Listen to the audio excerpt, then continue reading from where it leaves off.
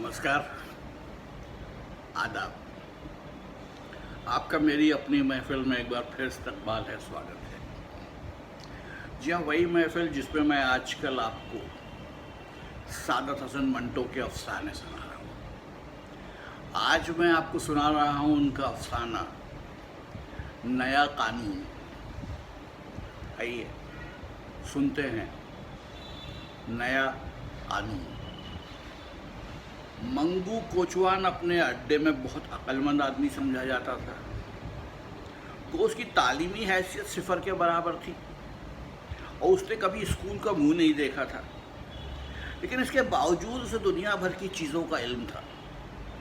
अड्डे के वो तमाम कोचवान जिनको ये जानने की ख्वाहिश होती थी कि दुनिया के अंदर क्या हो रहा है, उस्ताद मंगू की वसी मालूमात से अच्छी तरह वाकिफ़ थे। पिछले दिनों जब मंगू ने अपनी एक सवारी से स्पेन में जंग छिड़ जाने की अफवाह सुनी थी, तो उसने गामा चौधरी के चौड़े कंधे पर थपकी देकर मुतब्बराना अंदाज में पेशेनगोई की थी। देख लेना चौधरी, थोड़े ही दिनों में स्पेन के अंदर जंग छिड़ जाएगी। और जब गामा चौधरी ने उससे ये पूछा था कि स्पेन कहाँ वाक़ है, तो उस्ताद मंगू ने बड़ी मताना से जवाब दिया था, विलायत में, और कहाँ। स्पेन में जंग छिड़ी और जब हर शख्स को इसका पता चल गया तो स्टेशन के अड्डे पर जितने कोचवान हल्का बनाए हुक्का पी रहे थे, दिल ही दिल में उस्ताद मंगू की बड़ाई का एतराफ़ कर रहे थे। और उस्ताद मंगू को उस वक्त मॉल रोड की चमकीली सतह पर तांगा चलाते हुए अपनी सवारी से ताज़ा हिंदू मुस्लिम फसाद पर तबादला ख्याल कर रहा था। उसी रोज़ शाम के करीब जब वो अड्डे पे आया तो उसका चेहरा गैर मामूली तौर पर तमतमाया हुआ था। हुक्के का दौर चलते चलते जब हिंदू मुस्लिम फसाद की बात छिड़ी तो उस्ताद मंगू ने सर पर से खाकी पगड़ी उतारी और बगल में दाब कर बड़े मुफक्किराना लहजे में कहा, ये किसी पीर की बद्दुआ का नतीजा है कि आए दिन हिंदुओं और मुसलमानों में चाकू छुरियाँ चलते रहते हैं। और मैंने अपने बड़ों से सुना है कि अकबर बादशाह ने किसी दरवेश का दिल दुखाया था और उस दरवेश ने जलकर बद्दुआ दी थी, जा तेरे हिंदुस्तान में हमेशा फसाद ही होते रहेंगे। और देख लो, जब से अकबर बादशाह का राज ख़त्म हुआ है, हिंदुस्तान में फसाद पर फसाद होते रहते हैं। ये कहकर उसने ठंडी सांस भरी और फिर हुक्के का दम लगाकर अपनी बात शुरू की। ये कांग्रेसी हिंदुस्तान को आज़ाद कराना चाहते हैं। मैं कहता हूँ, अगर ये लोग 1000 साल भी सर पटकते रहें तो कुछ ना होगा। बड़ी से बड़ी बात ये होगी कि अंग्रेज़ चला जाएगा और कोई इटली वाला आ जाएगा या वो रूस वाला, जिसकी बाबत मैंने सुना है कि बहुत तगड़ा आदमी है, लेकिन हिंदुस्तान सदा गुलाम रहेगा। हाँ, ये कहना भूल गया कि पीर ने यह बद्दुआ भी दी थी कि हिंदुस्तान पर हमेशा बाहर के आदमी राज करते रहेंगे। उस्ताद मंगू को अंग्रेज़ों से बड़ी नफ़रत थी और इस नफ़रत का सबब तो वो ये बतलाया करता था कि उसके हिंदुस्तान पर अपना सिक्का चलाते हैं और तरह तरह के जुल्म ढाते हैं। वो उसके साथ ऐसा सलूक करते थे गोया वो कोई एक जलील कुत्ता है। इसके अलावा उनका रंग भी बिल्कुल पसंद न था उसे। जब कभी वो गोरे के सुर्ख और सफ़ेद चेहरे को देखता तो उसे मतली सी आ जाती। न मालूम क्यों वो कहा करता था कि उनके लाल झुर्रियों भरे चेहरे देखकर मुझे वो लाश याद आ जाती है जिसके जिस्म पर से ऊपर की झिल्ली गल गल कर सड़ झड़ रही हो।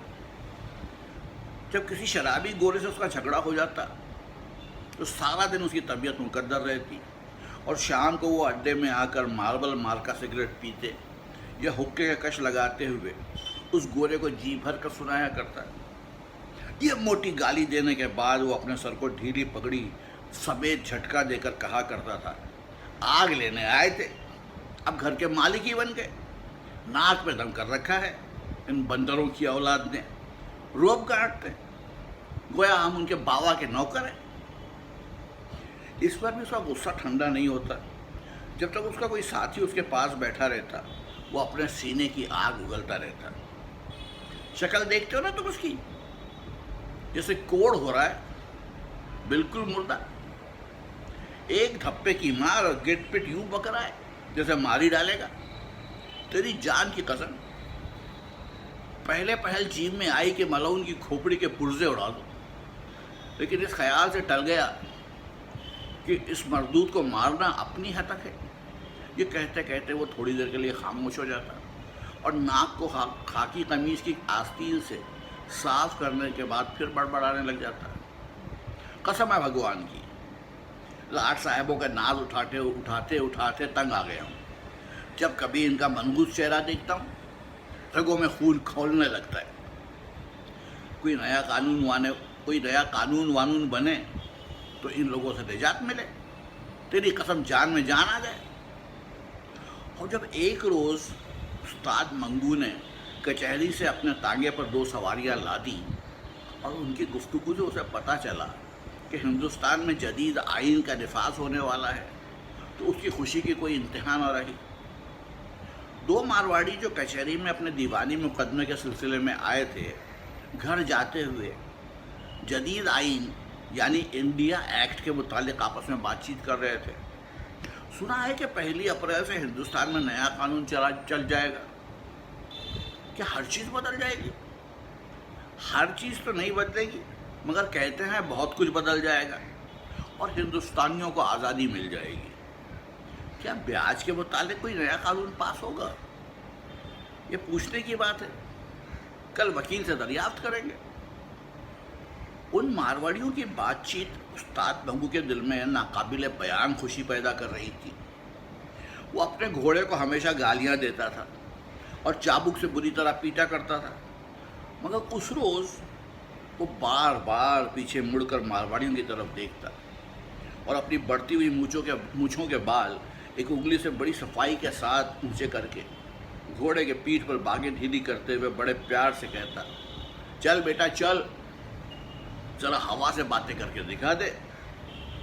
مارواڑیوں کو ان کے ٹھکانے پہنچا کر اس نے انارکلی میں دینو حلوائی کی دکان پر آدھا سیر دہی کی لسی پی کر ایک بڑی ڈکار لی اور مونچھوں کو منہ میں دبا کر ان کو چوستے ہوئے ایسے ہی بلند آواز میں کہا، حد تیری ایسی کی تیسی۔ شام کو جب وہ اڈے کو لوٹا تو خلاف معمول اسے وہاں اپنی جان پہچان کا کوئی آدمی نہ مل سکا۔ یہ دیکھ کر اس کے سینے میں ایک عجیب و غریب طوفان برپا ہو گیا۔ آج وہ ایک بڑی خبر اپنے دوستوں کو سنانے والا تھا، بہت بڑی خبر۔ اور اس خبر کو اپنے اندر لیے باہر نکالنے کے لیے وہ سخت مجبور ہو رہا تھا، لیکن وہاں کوئی تھا ہی نہیں۔ آدھ گھنٹے تک وہ چابک بغل میں دبائے اسٹیشن کے اڈے کی آئینی چھت کے نیچے بے قراری کی حالت میں ٹہلتا رہا۔ اس کے دماغ میں بڑے اچھے خیالات آ رہے تھے۔ نئے قانون کے نفاذ کی خبر نے اس کو ایک نئی دنیا میں لا کر کھڑا کر دیا تھا۔ وہ اس نئے قانون کے متعلق جو 1 اپریل کو ہندوستان میں نافذ ہونے والا تھا، اپنے دماغ کی تمام بتیاں روشن کر کے غور و فکر کر رہا تھا۔ اس کے کانوں میں مارواڑی کا یہ اندیشہ، کیا بیاج کے متعلق بھی کوئی نیا قانون پاس ہوگا، بار بار گونج رہا تھا، اور اس کے جسم میں مسرت کی ایک لہر دوڑ رہی تھی۔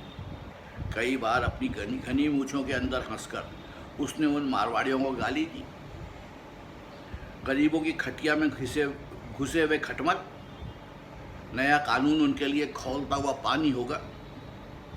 وہ بے حد مسرور تھا، خاص کر اس وقت اس کے دل کو بہت ٹھنڈک پہنچی جب وہ خیال کرتا کہ گوروں سفید چوہوں کی تھوتنیاں نئے قانون کے آتے ہی ہمیشہ کے لیے بلوں میں غائب ہو جائیں گی۔ جب نتھو گنجا پگڑی بغل میں دبائے اڈے میں داخل ہوا تو استاد منگو بڑھ کر اس سے ملا۔ اس کا ہاتھ اپنے ہاتھ میں لے کر بلند آواز سے کہنے لگا، لا ہاتھ ادھر، ایسی خبر سناؤں کہ جی خوش ہو جائے، تیری اس گنجی کھوپڑی پر بال اگائے۔ یہ کہہ کر منگو نے بڑے مزے لے کر نئے قانون کے متعلق اپنے دوست سے باتیں شروع کر دی۔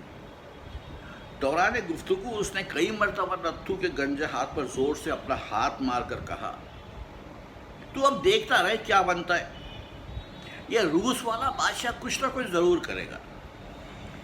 استاد منگو موجودہ سوویت نظام کی اشتراکی سرگرمیوں کے متعلق بہت کچھ سن چکا تھا، اور اسے وہاں کے نئے قانون اور دوسری نئی چیزیں بہت پسند تھیں، اور 1 اپریل کو پرانے نظام میں جو نئی بادشاہ کو انڈیا ایکٹ یعنی جدید آئین کے ساتھ ملا دیا، اور 1 اپریل کو پرانے نظام میں جو نئی تبدیلیاں ہونے والی تھیں وہ انہیں روس والے بادشاہ کے اثر کا نتیجہ سمجھتا تھا۔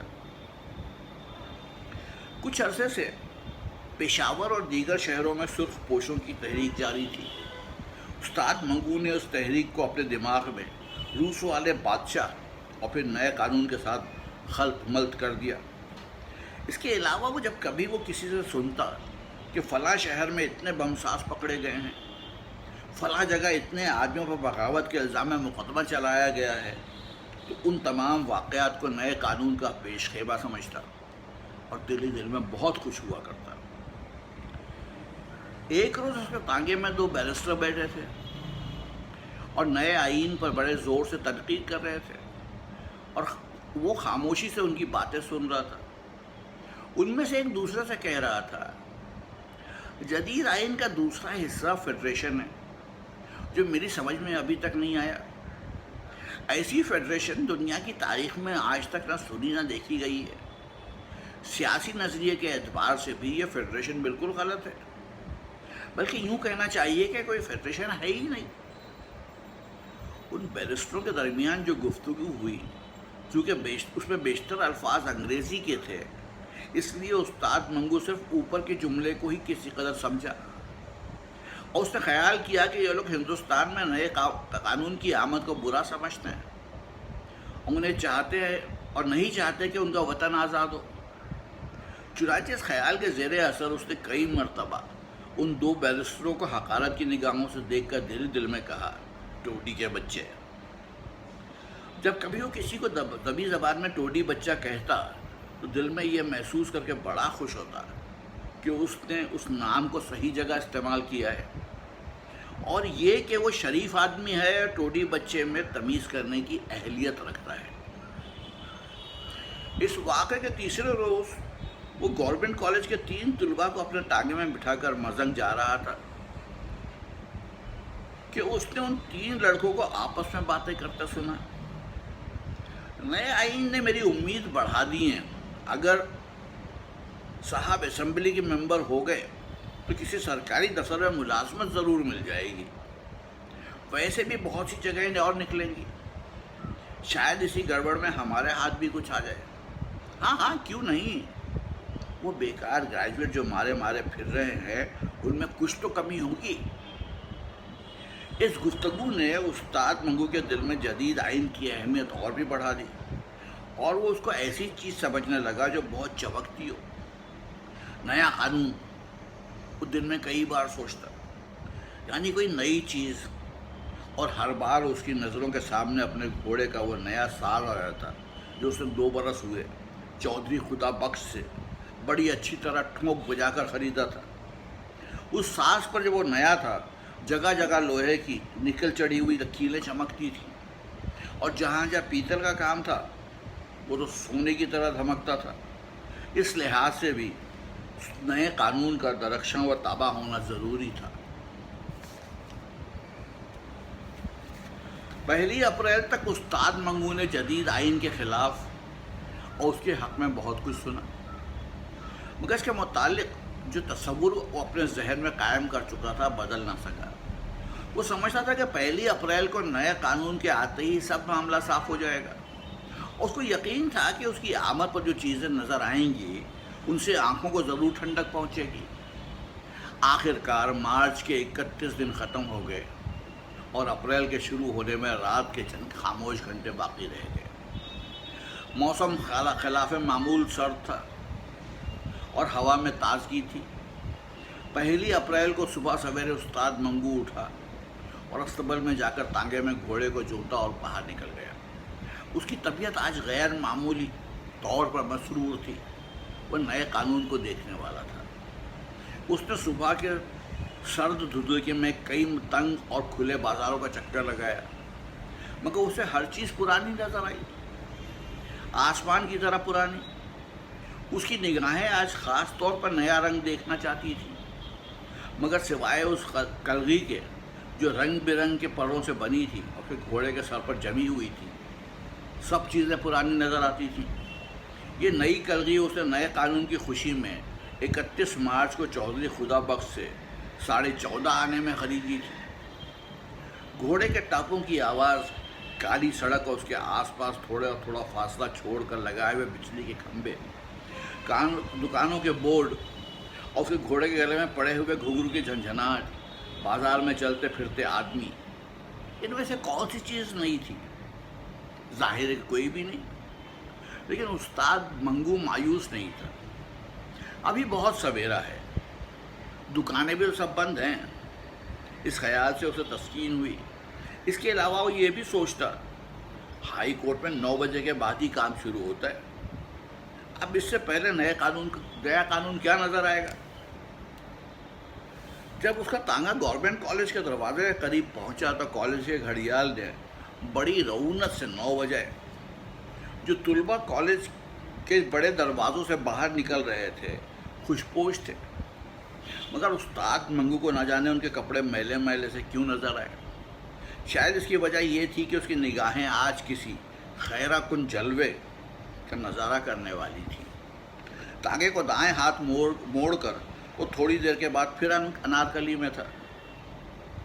بازار کی آدھی دکانیں کھل چکی تھیں اور اب لوگوں کی آمد و رفت بھی بڑھ گئی تھی۔ حلوائی کی دکانوں پر گاہکوں کی خوب بھیڑ تھی۔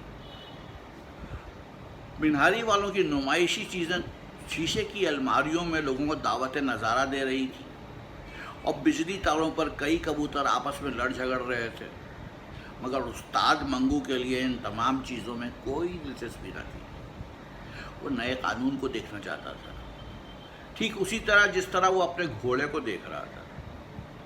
جب استاد منگو کے گھر میں بچہ پیدا ہونے والا تھا تو اس نے 4-5 مہینے بڑی بے قراری میں گزارے تھے۔ اس کو یقین تھا کہ بچہ کسی نہ کسی دن ضرور پیدا ہوگا، مگر وہ انتظار کی گھڑیاں نہیں کاٹ سکتا تھا۔ وہ چاہتا تھا کہ اپنے بچے کو صرف ایک نظر دیکھ لے، اس کے بعد وہ پیدا ہوتا رہے۔ چنانچہ اسی غیر مغلوب خواہش کے زیر اثر اس نے کئی مرتبہ اپنی بیمار بیوی کے پیٹ کو دبا دبا کر اور اس کے اوپر کان رکھ کر اپنے بچے کے متعلق کچھ جاننا چاہا تھا، مگر ناکام رہا تھا۔ ایک مرتبہ وہ انتظار کرتے کرتے اس قدر تنگ آ گیا کہ اپنی بیوی پر برس پڑا تھا۔ تو ہر وقت مردے کی طرح پڑی رہتی ہے، اٹھ ذرا چل پھر، تیرے انگ میں تھوڑی سی طاقت آئے، یوں تختہ بنے رہنے سے کچھ نہ ہو سکے گا۔ تو سمجھتی ہے کہ اس طرح لیٹے لیٹے بچہ جن دے گی؟ استاد منگو طبعاً بہت جلد باز واقع ہوا تھا۔ وہ ہر سبب کی عمل نشکیل دیکھنے کا نہ صرف خواہشمند تھا بلکہ متجسر تھا۔ اس کی بیوی گنگا دائی اس قسم کی بے قراریوں کو دیکھ کر عام طور پر یہ کہا کرتی تھی، ابھی کنواں کھدا نہیں اور تم پیاس سے بے حال ہو رہے ہو۔ کچھ بھی ہو، مگر استاد منگو نئے قانون کے انتظار میں اتنا بے قرار نہیں تھا جتنا کہ اسے اپنی طبیعت کے لحاظ سے ہونا چاہیے تھا۔ وہ آج نئے قانون کو دیکھنے کے لیے گھر سے نکلا تھا، ٹھیک اسی طرح جیسے وہ گاندھی یا جواہر لال کے جلوس کا نظارہ کرنے کے لیے نکلتا تھا۔ لیڈروں کی عظمت کا اندازہ استاد منگو ہمیشہ ان کے جلوسوں کے ہنگاموں اور ان کے گلے میں ڈالے ہوئے پھولوں کے ہاروں سے کیا کرتا تھا۔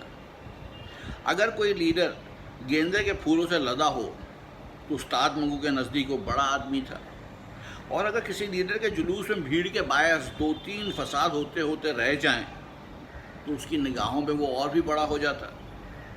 اب نئے قانون کو وہ اپنے ذہن کے اسی ترازو میں تولنا چاہتا تھا۔ انارکلی سے نکل کر وہ مال روڈ کی چمکیلی سطح پر اپنے تانگے کو آہستہ آہستہ چلا رہا تھا کہ موٹروں کی دکان کے پاس اسے چھاؤنی کی ایک سواری مل گئی۔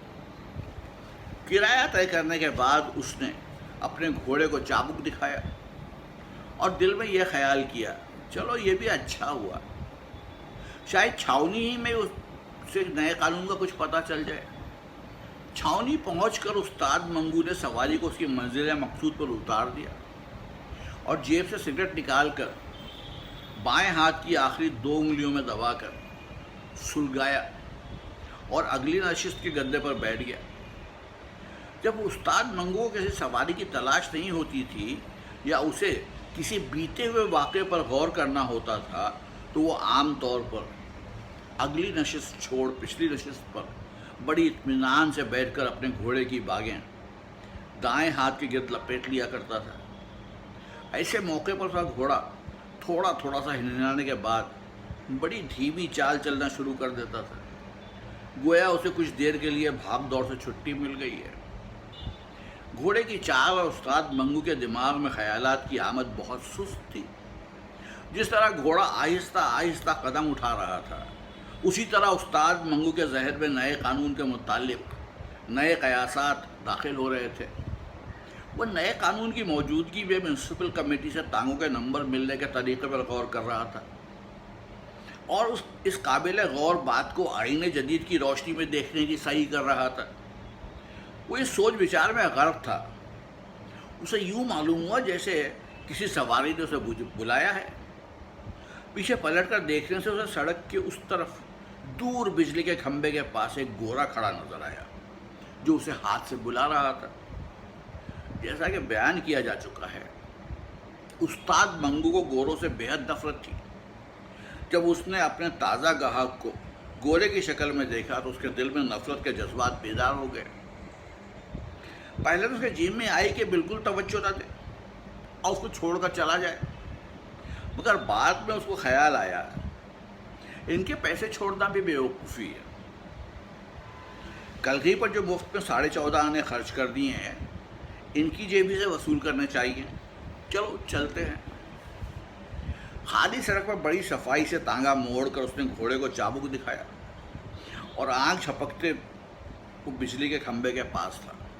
घोड़े की बागें खींचकर उसे तांगा ठहराया और पिछली नशिस्त पर बैठे बैठे घोड़े से पूछा, साहब बहादुर कहाँ जाना मांगता है? इस सवाल में भला का तंजिया अंदाज था।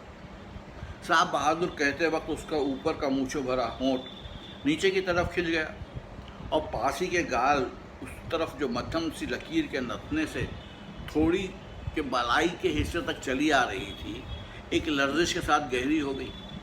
एक किसी ने नुकेले चाकू से शीशम की सांवली लकड़ी में धार डाल दी है। उसका सारा चेहरा हंस रहा था और अपने अंदर उसने उस गोरे को सीने की आग में जलाकर भस्म कर डाला था। जब गोरे ने जो बिजली के खंभे की ओट में हवा का रुख बचाकर सिगरेट सुलगा रहा था, मुड़कर तांगे के पायदान की तरफ कदम बढ़ाया तो अचानक उस्ताद मंगू की और उसकी निगाहें चार हुईं और ऐसा मालूम हुआ कि बैक वक्त आमने सामने की बंदूकों से गोलियां खारिज हुईं और आपस में टकराकर एक आछी बगोला बनकर ऊपर को उड़ गई।